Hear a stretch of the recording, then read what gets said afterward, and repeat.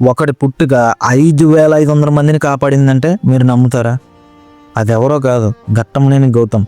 గౌతమ్ 2006లో పుట్టాడు. పుట్టినప్పుడు జనరల్గా బేబీస్ ఏ సైజులో ఉంటారు? ఈ సైజులో ఉంటారు, అవునా కాదా? కానీ గౌతమ్ పుట్టినప్పుడు అరచెయ్యి అంతే పుట్టాడు. నెలలు గడిచిపోయినా మనిషి అయితే ఎదగట్లేదు. కానీ మహేష్ బాబు దగ్గర డబ్బు ఉంది కాబట్టి గౌతమ్ని కాపాడుకున్నాడు. తను ఆలోచించింది కూడా అదే, నా దగ్గర డబ్బు ఉంది, డబ్బున్న నాకే ఈ విధంగా జరిగితే డబ్బు లేనివాడికి ఇదే సిచ్యువేషన్ జరిగితే వాడి పరిస్థితి ఏంటని చెప్పి ఆలోచించి తన ఫౌండేషన్ అయితే స్టార్ట్ చేశాడు. ఆ ఫౌండేషన్ పేరే మహేష్ బాబు ఫౌండేషన్. ఈ ఫౌండేషన్ స్టార్ట్ చేయడానికి మెయిన్ రీజన్ కూడా గౌతమే. ఎందుకంటే గౌతమ్కి జరిగిన ఇన్సిడెంట్ మిగతా వాళ్ళకి జరగకుండా ఉండడం కోసం ఈ ఫౌండేషన్ స్టార్ట్ చేశారు.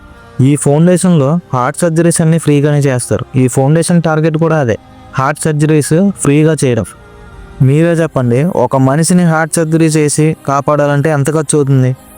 అలాగా మహేష్ బాబు ఇప్పటిదాకా 5,500 మంది పైగా హార్ట్ సర్జరీస్ చేయించి కాపాడాడు.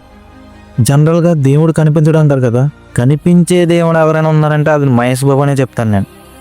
డబ్బు దాచుకునే ఈ రోజుల్లో తను డబ్బుని దాచుకోకుండా జనాల కోసం ఖర్చు పెడుతున్నాడు.